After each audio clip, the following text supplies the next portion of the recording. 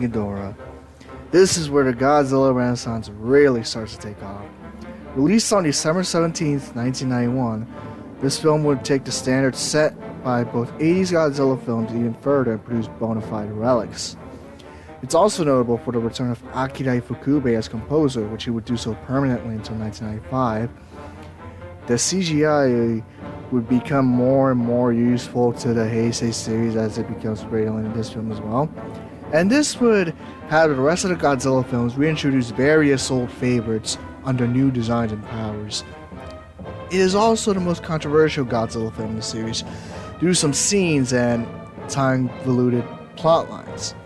Ironically though, despite being considered one of the best Godzilla films in existence, it is a box office failure through no fault of its own.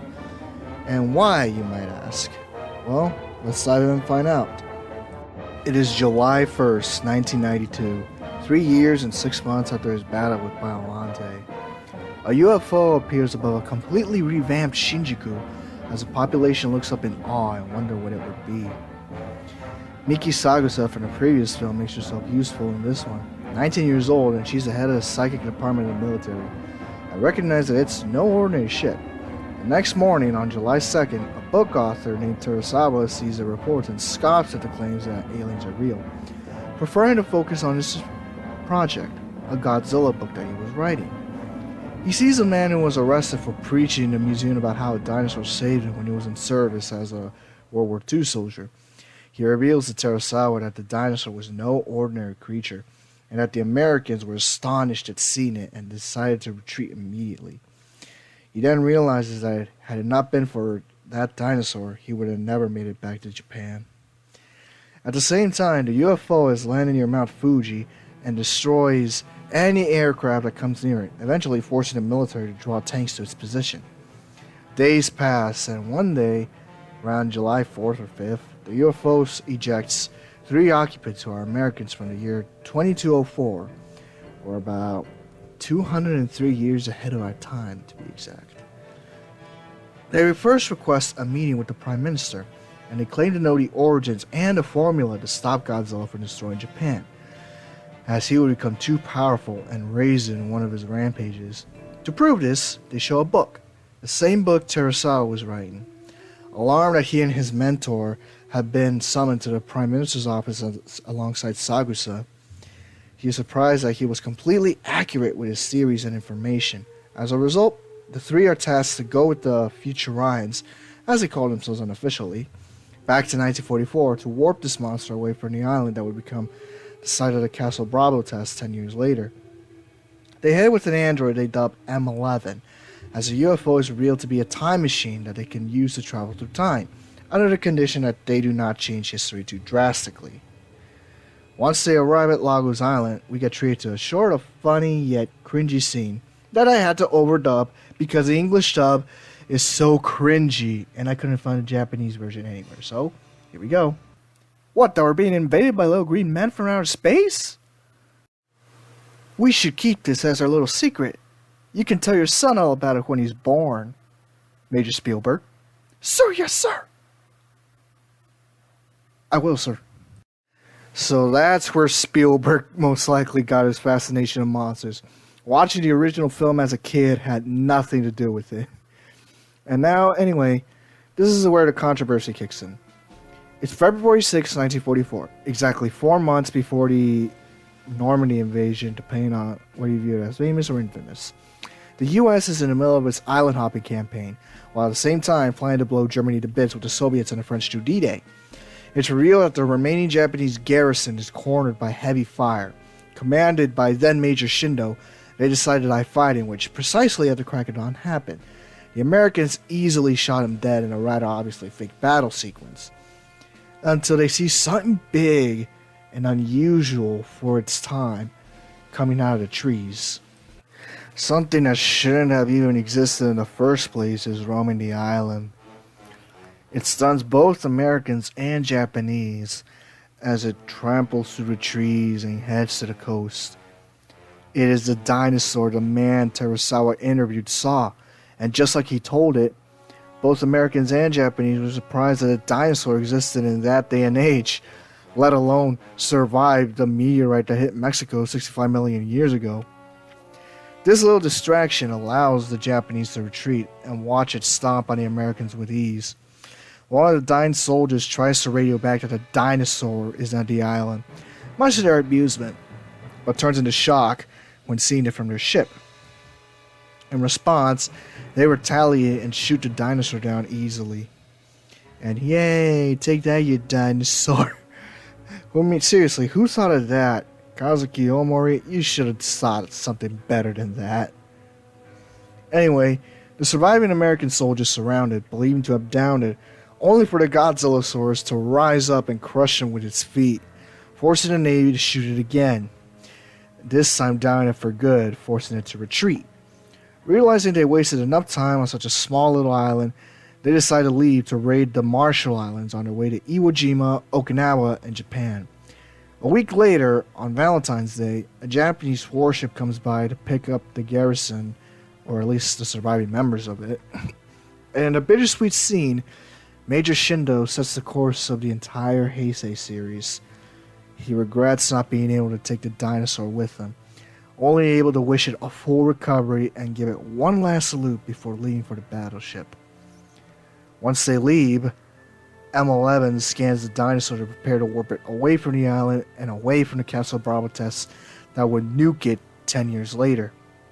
However, unaware to them, one of the Futurians releases these small creatures called Dorats, who look like chia pets mixed with baby dolls and butterfly wings. Once that has been done, they warp back to July 6, 1992, where the others confirm Godzilla has disappeared from the history textbooks. But unknown to the Japanese, the Futurians have other plans. Godzilla has disappeared, but King Ghidorah has taken his place. King Ghidorah, the three-headed monster, has taken Godzilla's place and is more ruthless than the Monster King ever was. He attacks Fukuoka, where Shindo, now a businessman who restored Japan, needs to annihilate the city with his gravity beams and hurricane force winds, as a form of intimidation by the Futurians to convince Japan to surrender and make them rebuild to their level. As he flies away, Shindo vows revenge on a three-headed monster for destroying one of the cities he rebuilt painstakingly since returning from Lagos. In an ironic twist of fate, though, King Ghidorah destroys Hiroshima, where the atomic bomb was dropped off in 1945. It is then revealed through Futurian textbooks that Japan will become a very wealthy yet very corrupt superpower, similar to Neo-Tokyo in Akira. To correct this, they were sent back in time to destroy Japan and force them to build it to their standards in a way that no such thing would ever happen again. However, their desire for power got the best of them, and they decided to completely wipe out the country once and for all, similar to how the Allies were close to achieving that goal in 1945, though they only did it with Germany. So, to simplify, in 1954, instead of a radioactive dinosaur destroying Tokyo, it was a three-headed monster that annihilated completely, leaving no survivors. All hope was lost. Or was it? Realizing the presumably intact Godzillasaurus is in the Bering Sea all this time, they could use a nuclear submarine to fire its load on the dinosaur, transforming it into Godzilla. And who do you think owns that submarine? None other than Shindo himself. He was able to summon his submarine from Taiwan to head to Japan to revive the Godzillasaurus. However, the following scenes confuse most G fans today, which, thanks to ElGoji's research and my voice, I will get to deep in detail. As you all know, Godzilla 1985 reset the timeline to a new continuum. It completely eliminated the Showa era in favor of the Heisei era, which is the era we're covering during the Olympics. Due to the Futurians meddling with the timeline to ensure Godzilla doesn't exist, they moved the Godzillasaurus to the Bering Sea in Alaskan waters, where they were sure that he wouldn't be affected by the radiation. However, they left the Dorats behind and used the Castle Bravo test to create King Ghidorah, who was under their control. It is implied that he destroyed Tokyo in 1954 instead of Godzilla, and left it in a greater state of damage than he did. Then he retreated to Lagos Island to sleep for 4 decades. So where does that leave Godzilla? He is supposed to be non-existent now, right? Not exactly.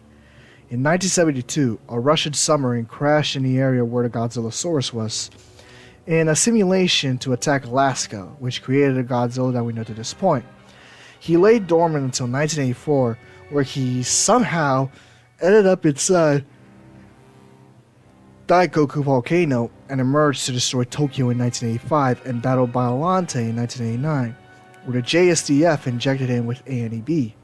Due to Erica reviving him as a form of thanks for releasing her from Biollante, he was potentially in a permanent slumber in the Sea of Japan. However, 3 years later, the Futurians summoned Ghidorah from Lagos Island to wreak havoc on Japan and destroy it to the point it becomes a nuclear wasteland. This is one of the films where Miki Sakusa is useful. She senses that Godzilla never left, and he was always around this entire time. So, to summarize to this point, the Futurians were the ones who eliminated the Showa timeline due to moving the dinosaur from Lagos Island into Russia, kickstarting the events of the Heisei timeline in the 1980s. So, he never stopped existing in any shape or form, as nuclear weapons will always be around for them to use on him. And here's something that most Godzilla fans fail to realize. The people still remember him. They remember who he is. They recall his attacks on Tokyo in the 80s. And here's a kicker. If they have succeeded in erasing Godzilla from history, they would be asking the characters, what is Godzilla? What is this nuclear monster you speak of? They wouldn't know because they erased him. And because Sakusa and Terasawa talk about Godzilla in a casual manner, that basically means he never left. He never stopped existing at any point in time. And in short, they basically warped him back to the Bering Sea. That's all. This is what is known as a predestination paradox. Future events start by the future itself triggering events in the past through one way or another. In this case, people from the 1990s kickstarting the events of the 1980s to happen via traveling all the way back to 1944 to warp the Showa-era Godzilla into the Bering Sea, where he would morph into the Heisei Godzilla. The one thing Toho would have done to clarify this even better was to show a newspaper from the 1980s, specifically the Todo Times, where Goromaki works, as it shows pictures and eyewitness descriptions of Godzilla in the 80s. Why couldn't they have thought of that? Anyway, back to our normal programming. The Futurians are confident that King Ghidorah will kill Godzilla, which is true because at this point in time, he is still trying to recover from his ANEB infection, and his sudden warp to Russia somehow accelerated it by a little. Because Godzilla never left and is still in his ANEB infected state, the Japanese government have no idea that Godzilla has already been created and has already destroyed Tokyo in the past. And it's too late to stop Shindo's submarine from being destroyed by the monster, who sensed it and attacked it, beefing his stats significantly and curing his ANEB infection. You can blame M11 for interfering with Terasawa trying to warn Shindo about it.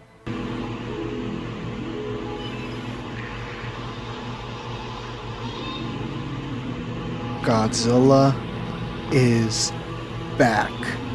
He is back, and he returns to his own. And they don't call him Monster King for nothing. However, due to their control being severed, King Ghidorah was able to attack Godzilla the way he wants to. Brute force, starting to foam at the mouth, when suddenly he activates his nuclear pulse as a last resort, gasping for air and knocking Ghidorah back onto his wings, allowing Godzilla to use his newly acquired spiral breath to blow the middle head off. At the same time, the time machine was warped all the way to his location, allowing Godzilla to look into his creators' faces one last time before nuking them to oblivion with his atomic breath. Trying to take advantage, Ghidorah tries to fly away, only for Godzilla to spawn fleeing and shooting him down over the Sea of Okhotsk, killing them and putting an end to the Futurians' plans of world domination. Victorious, Godzilla celebrates by proceeding to rampage throughout Japan, in a way fulfilling the future Ryan's prophecy of killing the country for good. Godzilla then proceeds to go on a rampage as retaliation on the Japanese government and people for injecting him with the NEB and attempting to erase him from existence. He reaches nearby Sapporo by around 6:40, eventually breaching the downtown area by 7 o'clock, which is shown because on the Sapporo Tower. Mazers and tanks try to intercept and drive him off, but it's proved useless as they do nothing to phase him. Godzilla proceeds to trash the city, starting with Sapporo Tower, which he knocks down. And he accidentally crushes an underground subway lot, causing him to fall onto his side, allowing the Mazers to retaliate on him, which doesn't do much as he gets up and proceeds to use his atomic breath to annihilate them for doing that to him. Afterwards, he proceeds to go to an old destination that he hasn't seen in over 8 years, Tokyo. An estimated arrival time in the morning, the remaining future Ryans in M11 leave for their own time and convince the head of their faction to use King Ghidorah's frozen corpse and revive it as a mechanical cyborg to combat Godzilla, which he approves. July 9th, 1992. The time is 6 in the morning, with Godzilla approaching Tokyo in the north. Surprised at seeing the numerous skyscrapers that appeared in just a short period, he proceeds to wreak havoc at our traveler's guide spot of the video, Shinjuku. Shinjuku Ward is one of the oldest parts of Tokyo and the densest and busiest area of the city, as it houses many things important to Tokyo and Japan as a whole, including the Tokyo Metropolitan Building, Tokyo Opera City Tower, Shinjuku Park Tower, more than half of the Tokyo rail and bullet trains through the depots, and is unarguably the most recognizable part of Tokyo, as most media uses this area as the establishing shot for most things set in Tokyo. You might be wondering why Shinjuku from the 1980s looks way different from when it was shown in 1991. It's because of a sudden boom in Japan's economy in the 1970s that skyrocketed them to compete against their former foes, the United States, for top spot in GDP. Not to mention that after the disaster in Kanto in 1923, Shinjuku gained notoriety due to its less susceptible ground, hence the tall skyscrapers and new buildings. It's also worth mentioning that the Metropolitan Government Building was a major move by the city administrators, not because they only removed the administrative seat from Ginza to Shinjuku, not to mention that it's also the tallest city hall in the world, a record that remains unbroken, and signaled many corporations to follow its lead in skyscrapers, but because it also signaled their stronghold over all of Asia in economics. However, it was not to last any longer than 1991, when the bubble burst. Ironically, just a few short months before this film premiered. Thus began the lost decade. We'll cover that later. The name Shinjuku means new inward, which is somewhat accurate as throughout the years it has gone through a renewal of sorts in terms of architecture, crime rates, and lifestyle. The Godzilla Hotel is located in this part of the city, which was where ElGoji98 was going to stay for a couple of days before all this happened, we'll just say. It's also keen on its nightlife, which is a perfect place for all you G fans that are nightlife lovers or who are government geeks, as Shinjuku is pretty notable for its quality of nightlife. Just watch your back at all times though, because there are rumors that Yakuza roam these parts and have several businesses rooted in this area. And for those of you G fans who want to spend a night in the Godzilla Hotel, be prepared to shell out a couple of grand as it's not cheap. A little fun fact, when the Metropolitan Government Building was destroyed in this film, moviegoers cheered as there was a large tax reform at the time the film was released, and the building was only a few months old at the time. In the midst of all this rampaging, a lone man awaits him. The nerd says, "Ooh, nobody ever had it that bad," while the other says, "You got owned." That's why he didn't chase the animals. They totally missed the point of the scene. Shindo was begging Godzilla for forgiveness for abandoning him on the island, for potentially turning Japan into the corrupt superpower the future Ryan see in the future, for everything that has happened between them. And he believes the only way to do so is for Godzilla to kill him so that nothing for future Ryan's claim comes true. And Godzilla, as you see in the clip, tries to dissuade him to no avail, and he cries in grief before killing him and destroying the building. It's a rather sad tale of redemption, if I do say so myself. Anyways, Godzilla comes face to face with an opponent he's fought before, only with a few mechanical upgrades.